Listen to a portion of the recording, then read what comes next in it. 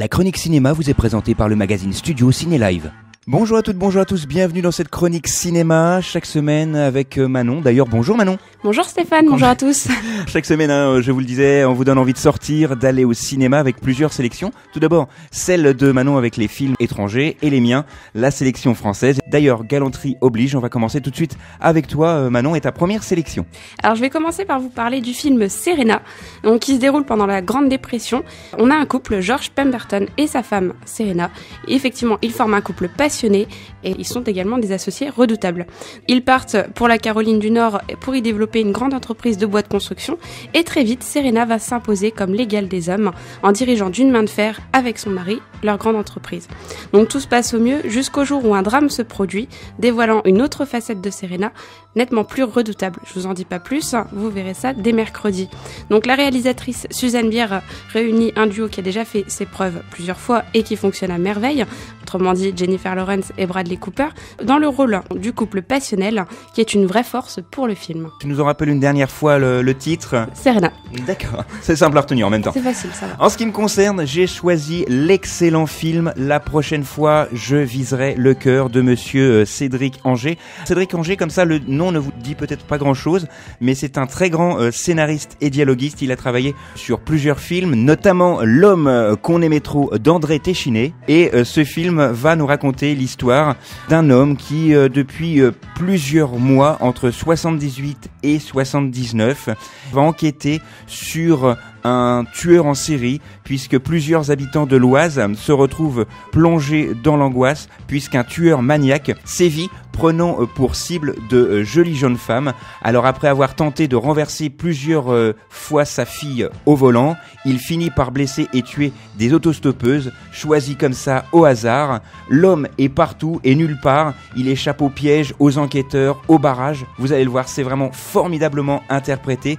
Guillaume Canet est subjugant dans ce film, puisque avec le charme qu'on lui connaît et également une noirceur qui est vraiment perceptible, c'est vraiment un film que je vous conseille. Si Canet n'avait jusqu'alors jamais tourné sous la direction de Cédric Angé, les deux compères ont déjà indirectement collaboré ensemble en 2014, c'est ce que je vous disais tout à l'heure, puisque L'homme qu'on aimait trop d'André Téchiné, c'est monsieur Angé qui avait co-réalisé ce film et il participait aussi à l'écriture du scénario, et Canet d'ailleurs il tenait le premier rôle masculin. Mais là, dans ce film, La prochaine fois, je viserai le cœur de monsieur Cédric Angé, vous allez le voir, encore une fois, un Guillaume Canet très très percutant. Deuxième sélection pour toi, Manon. Je vais vous parler de Favelas, donc le nouveau film de Stéphane Daldry, qui n'est autre que le réalisateur du très grand Billy Elliot, ou encore Extrêmement prêt ou Incroyablement fort. Donc l'histoire, c'est celle de deux garçons des bidonvilles de Rio qui trouvent un portefeuille au cours de leur fouille quotidienne de la décharge du coin. Ils sont loin de se douter qu'avec cette découverte, leur vie est sur le point de changer irrémédiablement. Car effectivement, la police va leur proposer une grosse somme d'argent en échange du portefeuille, mais ils comprennent vite que cet objet a plus d'importance qu'il n'en a l'air.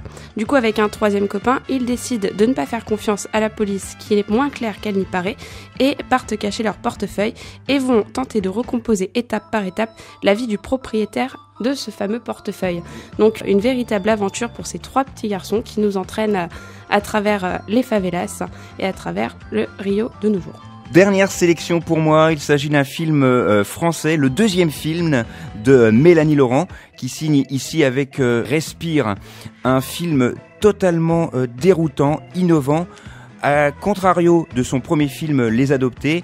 Son film d'ailleurs avait été primé 2 fois au festival de Saint-Jean-de-Luz et ce n'est pas le fruit du hasard. Elle récidive ici encore une fois avec un film maîtrisé, paradoxalement beaucoup plus libre, avec une histoire très simple.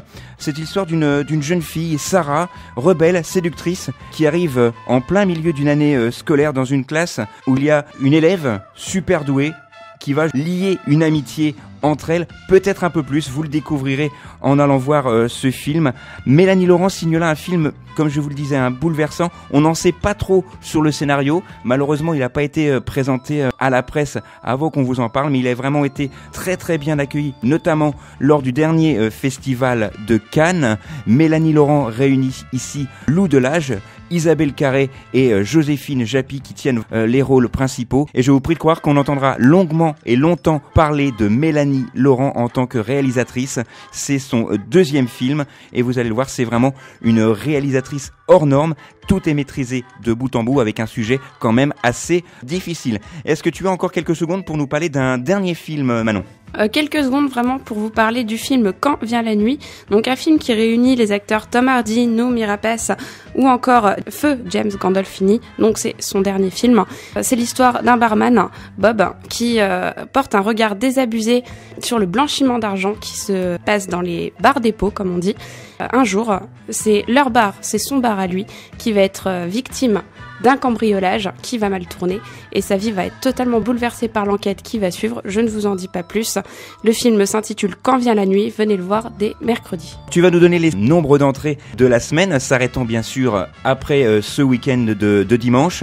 Alors en première position, on a Le Labyrinthe qui pour sa 3e semaine cumule 2 308 954 entrées, ce qui n'est vraiment pas mal. Pour en deuxième position, on retrouve Samba. Pour sa 3e semaine, il cumule 2 222 740 entrées. Et en 3e position, Les Tortues Ninja qui pour sa 3e semaine a cumulé 1 542 706 entrées. Merci beaucoup Manon et j'aimerais vraiment remercier déjà les Gaumont du Multiplex Parc Millésime et également le public rémois puisque nous avons assisté à la rediffusion des Vieilles Canailles. La salle était comble, il y avait une ambiance du tonnerre. J'ai pu voir le concert en live à Bercy mercredi dernier et là ce week-end au Parc Gaumont Millésime. C'était vraiment une superbe soirée, donc merci pour cette rediffusion. S'il m'écoute, eh bien voilà, le message est passé. Nous on se retrouve la semaine prochaine, tu seras là Manon bien évidemment. Bien sûr. Eh bien on se retrouve donc la semaine prochaine, d'ici là sortez, allez au ciné et n'oubliez pas, tant que vous êtes au ciné au moins, vous n'êtes pas devant la télé. La chronique cinéma vous a été présentée par le magazine Studio Ciné Live.